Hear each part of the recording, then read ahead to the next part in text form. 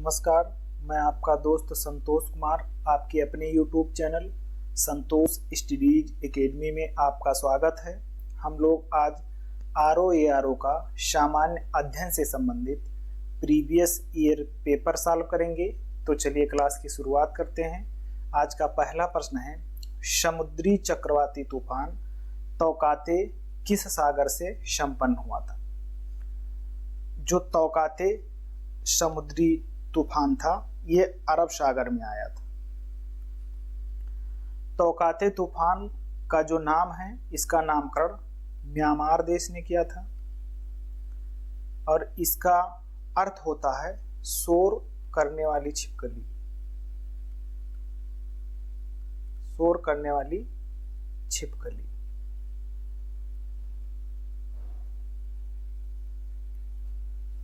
तौकाते एक उष्ण कटिबंधीय तूफान है।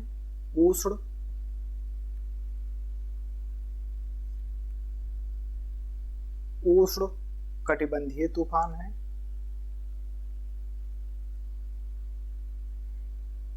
यह अरब सागर में आया था और इसने सबसे अधिक गुजरात को प्रभावित किया था।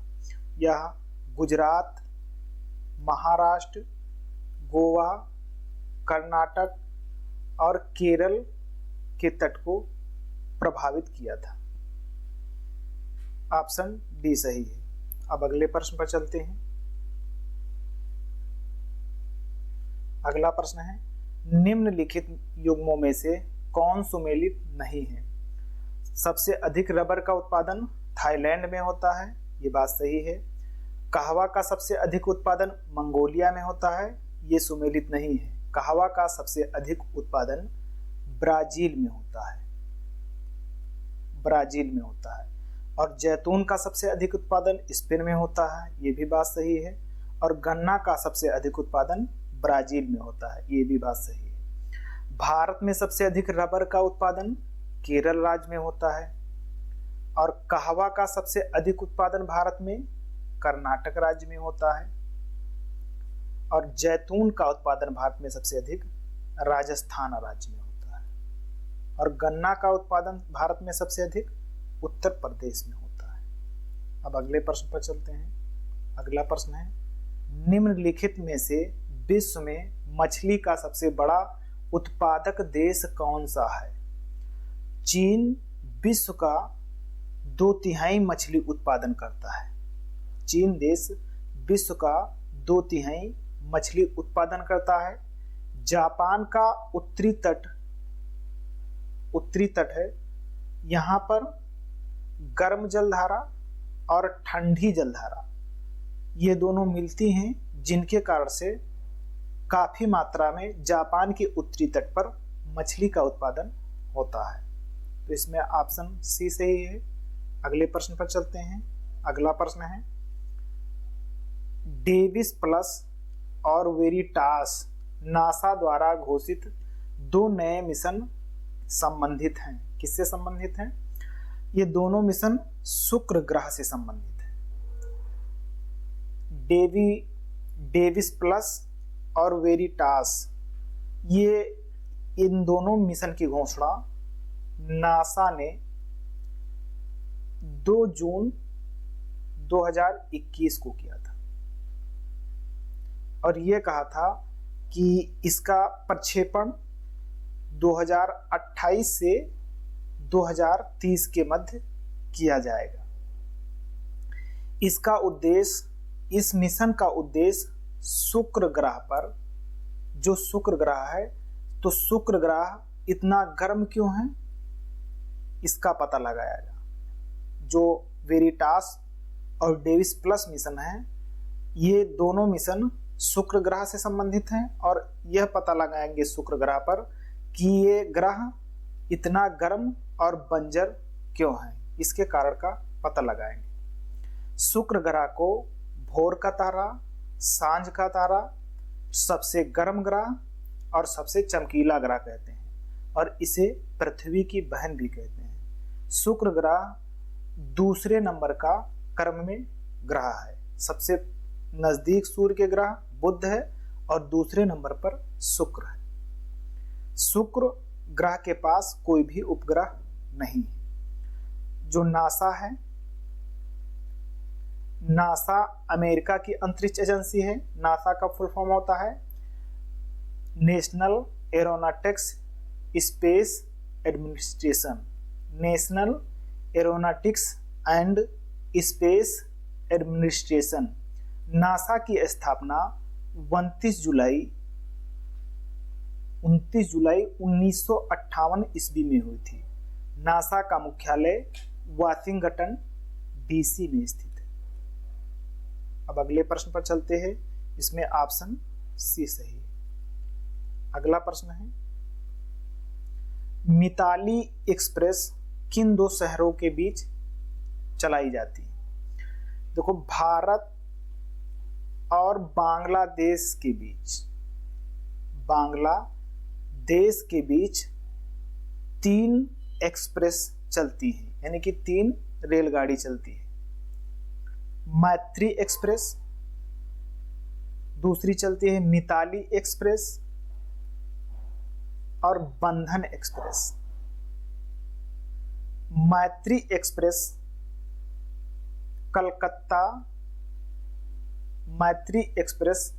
कलकत्ता से ढाका के मध्य चलती है। ढाका बांग्लादेश की राजधानी है। और मिताली एक्सप्रेस, जो मिताली एक्सप्रेस है, ये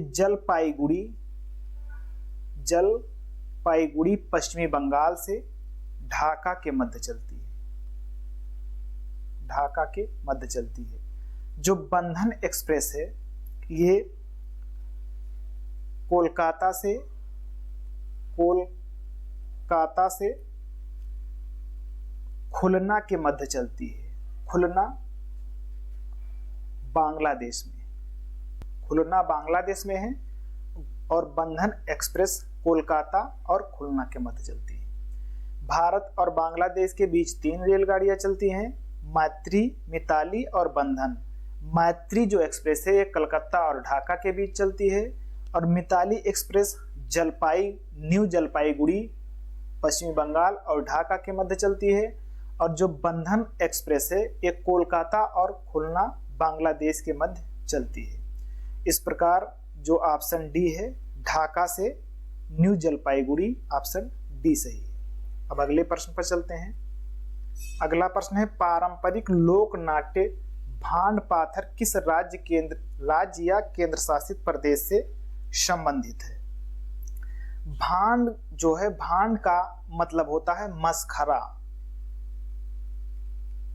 और पाथर का मतलब होता है नाटक। जो भांड पाथर लोक नाट्य है, ये भांड समुदाय द्वारा जम्मू कश्मीर ये भांड समुदाय है। और भांड समुदाय द्वारा भांड पाथर पारंपरिक लोक नाट्य का आयोजन किया जाता है। तो इस प्रकार ऑप्शन ये सही है, जम्मू कश्मीर। अब अगले प्रश्न पर चलते हैं। अगला प्रश्न है, निम्नलिखित में से कौन सही सुमेलित नहीं है? प्राथमिक ऊर्जा, ज्वारीय शक्ति। ये ज्वारीय शक्ति प्राथमिक ऊर्जा नहीं है। प्राथमिक ऊर्जा ऐसी ऊर्जा को कहते हैं जो प्राकृतिक रूप से होती है, उसे प्राथमिक ऊर्जा कहते हैं। यानी कि जिसका मानव ने परिवर्तन नहीं किया है, ऐसी ऊर्जा जो प्राकृतिक रूप से विद्यमान है और जिसका मानव ने परिवर्तन नहीं किया है, उस ऊर्जा को प्राथमिक ऊर्जा कहते हैं। जैसे सौर ऊर्जा और पवन ऊर्जा, ये प्राथमिक ऊर्जा है। तेल गैस, ये वाणिज्यिक ऊर्जा है, ये बात बिल्कुल सही है। गैर वाणिज्यिक ऊर्जा यानी कि जानवरों का जो गोबर है, ये गैर वाणिज्यिक ऊर्जा है, ये बात सही है। गोबर जो है ये बिकता थोड़ी है, तो ये गैर वाणिज्यिक ऊर्जा है। और सौर ऊर्जा गैर पारंपरिक ऊर्जा है, ये भी बात सही है कि सौर ऊर्जा का प्रयोग हम लोगों ने अभी हाल ही में शुरुआत किया है, इसलिए सौर ऊर्जा गैर पारंपरिक ऊर्जा है। ऊर्जा 2 प्रकार की होती हैं, एक पारंपरिक ऊर्जा, दूसरा गैर पारंपरिक ऊर्जा। पारंपरिक ऊर्जा वह ऊर्जा होती है जो पुराने समय से या परंपरागत रूप से प्रयोग में चली आ रही है, उसे पारंपरिक ऊर्जा कहते हैं। और गैर पारंपरिक ऊर्जा वह ऊर्जा होती है जिसका मानव ने हाल ही में प्रयोग करना शुरू किया है, जैसे सौर ऊर्जा, जल ऊर्जा, ज्वारीय ऊर्जा, पवन ऊर्जा, ये गैर पारंपरिक ऊर्जा है। पेट्रोल, कोयला, डीजल ये पारंपरिक ऊर्जा है। तो पूछ रहा है निम्नलिखित से कौन सुमेलित नहीं है, तो ऑप्शन ये सही है कि ज्वारीय ऊर्जा प्राथमिक ऊर्जा नहीं है, तो ऑप्शन ये सही है। अब अगले प्रश्न पर चलते हैं। अगला प्रश्न है भारतीय सिविल सेवा के संदर्भ में निम्नलिखित कथनों में से कौन सा सही है। पहला कथन कहता है कि भारत सरकार अधिनियम 1919 में भारतीय सिविल सेवा के लिए एक अलग परीक्षा का प्रावधान किया गया जो भारत में होनी थी। ये बात बिल्कुल सही है। भारत शासन अधिनियम 1919 में ये बात कही गई थी कि लोक सेवा आयोग का गठन किया जाएगा। लोक सेवा आयोग का गठन किया जाएगा। इसके आधार पर 1926 ईस्वी में लोक सेवा आयोग का गठन किया गया और इससे पहले 1922 ईस्वी में भारत में पहली बार आईसीएस परीक्षा का आयोजन किया गया। कहाँ इसका आयोजन किया गया? इलाहाबाद में। दूसरा कथन कहता है कि भारतीय सिविल सेवा में 1941 ईस्वी में भारतीयों का प्रतिशत यूरोप वासियों से अधिक था। ये भी बात सही है। 1941 ईस्वी के भारतीय सिविल सेवा परीक्षा में जो उत्तीर्ण अभ्यर्थी हुए थे उसमें ब्रिटिश जो व्यक्ति थे उनसे अधिक भारतीय व्यक्तियों की संख्या थी। इस प्रकार ऑप्शन 2 भी सही है। तो ऑप्शन 1 और 2 ये दोनों सही हैं। केवल 1 और 2 ये दोनों सही हैं। ऑप्शन सी सही है। अब अगले प्रश्न पर चलते हैं। अगला प्रश्न है ब्रिटिश उपनिवेश के विरुद्ध भोजपुरी में लोकप्रिय कविता फिरंगिया लिखने वाले कवि का क्या नाम था? जो मनोरंजन प्रसाद सिन्हा है। मनोरंजन प्रसाद सिन्हा, इन्होंने 1921 ईस्वी में असहयोग आंदोलन के समय फिरंगिया गीत की रचना की थी। तो ऑप्शन ये सही है। अब अगले प्रश्न पर चलते हैं। अगला प्रश्न है काकोरी षड्यंत्र केस में प्रधान आरोपी पंडित राम प्रसाद बिस्मिल को उत्तर प्रदेश के किस शहर में फांसी दी गई थी? देखो 9 अगस्त 1925 ईस्वी को काकोरी ट्रेन डकैती हुआ था। लखनऊ और सहारनपुर से, यानी कि सहारनपुर से 8 डाउन ट्रेन मालगाड़ी लखनऊ को आ रही थी सहारनपुर से, और लखनऊ से कुछ दूरी पहले एक काकोरी नामक स्थान पड़ता है। इस काकोरी नामक स्थान पर HRA यानी कि हिंदुस्तान रिपब्लिकन एसोसिएशन के क्रांतिकारियों ने काकोरी नामक स्थान पर 8 डाउन ट्रेन या मालगाड़ी को रोककर इसको लूट लिया। इसमें ब्रिटिश गवर्नमेंट का जो हथियार था गोला बारूद वो भरा था। इस पूरे गोला बारूद को लूट लिया, जिसके उपरांत ब्रिटिश गवर्नमेंट को पता चला तो उन्होंने इस पर कार्रवाई की और बहुत से क्रांतिकारियों को गिरफ्तार किया गया, जिसमें चंद्रशेखर आजाद भाग गए और जो क्रांतिकारी गिरफ्तार हुए उनमें से 4 लोगों को 1927 ईस्वी में फांसी दे दी गई। वो 4 लोग कौन थे? राम प्रसाद बिस्मिल और अशफाक उल्ला खां, राजेंद्र लाहिड़ी और रोशन सिंह। जो राम प्रसाद बिस्मिल थे इन्हें गोरखपुर में फांसी दिया गया। जो अशफाक उल्ला थे उनको फैजाबाद में फांसी दिया गया, और जो राजेंद्र लाहिड़ी थे इन्हें गोंडा के जेल में फांसी दिया गया, और रोशन सिंह को इलाहाबाद जेल में फांसी दिया गया। रिपीट कर लेते हैं। 1927 में 4 लोगों को फांसी दी गई। राम प्रसाद बिस्मिल को गोरखपुर जेल में फांसी दी गई। अशफाक उल्लाह खां को फैजाबाद जेल में फांसी दी गई। और जो राजेंद्र लाहिड़ी थे इन्हें गोंडा जेल में फांसी दी गई। और रोशन सिंह को इलाहाबाद जेल में फांसी दी गई। जो हिंदुस्तान रिपब्लिकन एसोसिएशन की स्थापना 1924 ईस्वी में चंद्रशेखर आजाद ने किया था। और जो काकोरी षड्यंत्र जो था ये इसकी योजना राम प्रसाद बिस्मिल ने बनाई थी। तो राम प्रसाद बिस्मिल को कहाँ फांसी दी गई थी? गोरखपुर की जेल में। ऑप्शन बी सही है। अब अगले प्रश्न पर चलते हैं। अगला प्रश्न है, अपने समय का चर्चित उपन्यास झीनी झीनी बीनी चदरिया के लेखक कौन है? इसके लेखक अब्दुल बिस्मिल्लाह हैं। झीनी झीनी बीनी चदरिया के लेखक अब्दुल बिस्मिल्लाह हैं। अब अगले प्रश्न पर चलते हैं। अगला प्रश्न है, निम्नलिखित युग्मों में से कौन सा सही सुमेलित है? तो चुकंदर से चीनी प्राप्त होती है, ये बात सही है। शहद में ग्लूकोज और फ्रक्टोज मिलता है, ये भी बात सही है। जो शहद होता है ये जो मधुमक्खी होती हैं ये फूलों से रस चूस कर लाती हैं, जिसके उपरांत शहद का निर्माण होता है। तो इस प्रकार शहद में फ्रक्टोज भी पाया जाता है, फल वाली शर्करा। ग्लूकोज और फ्रक्टोज शहद में पाया जाता है, ये भी बात सही है। कपास में सेलुलोज, हाँ ये भी बात सही है कि जो कपास होता है ये सेलुलोज होता है। और दुग्ध में लैक्टोज पाया जाता है। तो 1 2 3 4 चारों सही हैं। इस प्रकार 1 2 3 4 ऑप्शन डी सही है। अब अगले प्रश्न पर चलते हैं।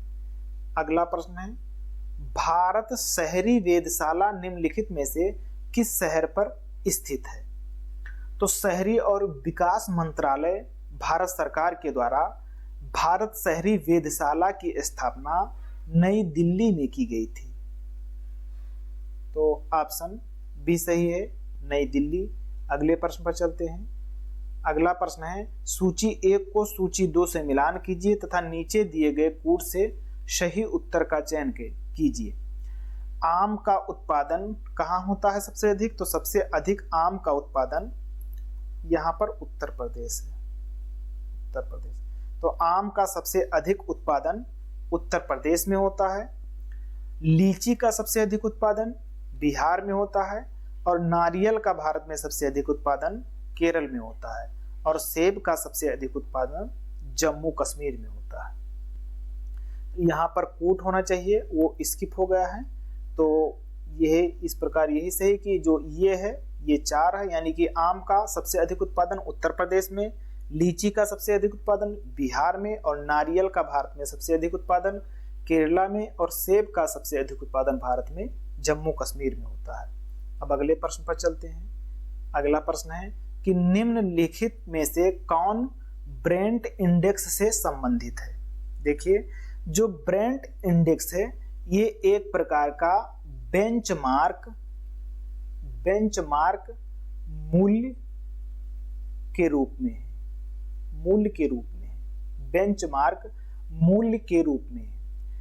ब्रेंट इंडेक्स ये जो फूड ऑयल होता है, फूड ऑयल वाणिज्यिक वर्गीकरण है। ब्रेंट इंडेक्स फूड ऑयल वाणिज्यिक वर्गीकरण है, जो खाने में तेल प्रयोग होता है उससे संबंधित है।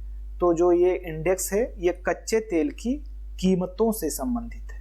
कच्चे तेल की कीमतों से संबंधित है। ऑप्शन ये सही है। अब अगले प्रश्न पर चलते हैं। अगला प्रश्न है, निम्नलिखित में से कौन सा सुमेलित नहीं है? डेनिश भाषा डेनमार्क की है, ये बात सही है। यहाँ पर है डच भाषा। डच भाषा नीदरलैंड की है, ये भी बात सही है। मंदारिन भाषा चीन की है, ये भी बात सही है। जो बहासा भाषा है ये इंडोनेशिया की है। बहासा भाषा इंडोनेशिया की है। और थाईलैंड की भाषा थाई है। ये कह रहा है कौन सुमेलित नहीं है? तो ऑप्शन डी सही है। ऑप्शन डी सुमेलित नहीं है। अब अगले प्रश्न पर चलते हैं। अगला प्रश्न कहता है कि भारत के कृषि उत्पाद व्यापार व वाणिज्यिक बिल 2020 में से निम्न में किसका उल्लेख नहीं किया गया है? 2019 में कोविड-19 के समय भारत सरकार द्वारा 3 कृषि बिल लाए गए थे। 3 कृषि बिल लाए गए थे। ये वही कृषि बिल की बात कर रहा है। ये उन्हीं को कृषि बिल की बात कर रहा है। ये कह रहा है कि जो एक कृषि बिल था उसमें किसका उल्लेख नहीं था? जो आवश्यक वस्तुएं हैं इसका उल्लेख था। हाँ, बिल्कुल इसका उल्लेख था। संविदा कृषि, इसका भी उल्लेख था। और जो कृषि उत्पादन विपणन समितियां हैं इसका भी उल्लेख था। जो कृषि बिल था इसमें न्यूनतम समर्थन मूल्य का उल्लेख नहीं था, जिसकी किसान मांग कर रहे थे। और भारत के किसानों ने लगभग 1.5 वर्ष तक धरना दिया और जिसमें लगभग 750 किसान की मृत्यु भी हो गई, उनकी जान भी चली गई। और सरकार ने अंतिम में मजबूर होकर तीनों कृषि बिल को वापस ले लिया। तो इसमें न्यूनतम समर्थन मूल्य का उल्लेख नहीं किया गया था। अगले प्रश्न पर चलते हैं। अगला प्रश्न है कि निम्नलिखित में से कौन सही सुमेलित नहीं है? कंपनी अधिनियम 2013, ये बात सही है कि कंपनी अधिनियम 2013 में आया था। भारतीय संविदा अधिनियम 1870, नहीं, ये बात गलत है। भारतीय संविदा अधिनियम 1872 का है। भारतीय संविदा अधिनियम 1872 का है। साझेदारी अधिनियम 1932 का है, ये भी सही है। वस्तु विक्रय अधिनियम 1930 का है, ये भी सही। तो इस प्रकार ऑप्शन बी सही है। अब अगले प्रश्न पर चलते हैं। अगला प्रश्न है कि आरबीआई के निम्नलिखित गवर्नरों पर विचार करें एवं उन्हें कालक्रमानुसार व्यवस्थित करें। तो सबसे पहले कौन से गवर्नर आए थे इसमें? तो इसमें जो रंगराजन है, रंगराजन की नियुक्ति 1992 में हुई थी आरबीआई गवर्नर के रूप में। आईजी पटेल 1977 में आरबीआई के गवर्नर बने थे। और डॉक्टर डी सुब्बा राव 2008 में आरबीआई के गवर्नर बने थे। और मनमोहन सिंह 1982 में आरबीआई के गवर्नर बने थे। अब यहाँ पर कूट होना चाहिए लेकिन वो स्किप हो गया है, तो ऐसे देख लेंगे कि सबसे पहले किन की नियुक्ति हुई।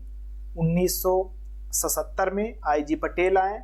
इसके बाद में 1982 में मनमोहन सिंह आए, तो बी आया। इसके बाद में डी आए, डी होगा। इसके बाद में रंगराजन 1992 ये आएगा। फिर इसके बाद में डॉक्टर डी सुब्बा राव सी, यानी कि बी डी ये सी, यही ऑप्शन सही होगा। अगले प्रश्न पर चलते हैं। अगला प्रश्न है कि एक सितार में किस प्रकार की ध्वनि तरंगे उत्पन्न होती हैं? जो सितार होता है इसमें अप्रगामी एवं अनुप्रस्थ तरंगे उत्पन्न होती हैं। ऑप्शन डी सही है। अब अगले प्रश्न पर चलते हैं। तो आज की क्लास पूरी हुई। क्लास देखने के लिए धन्यवाद। क्लास पसंद आई हो तो चैनल को सब्सक्राइब कीजिए ताकि अपडेट मिलता रहे। और आज के लिए इतना ही। अब हम मिलते हैं अगली क्लास में। तब तक के लिए जय हिंद, नमस्कार।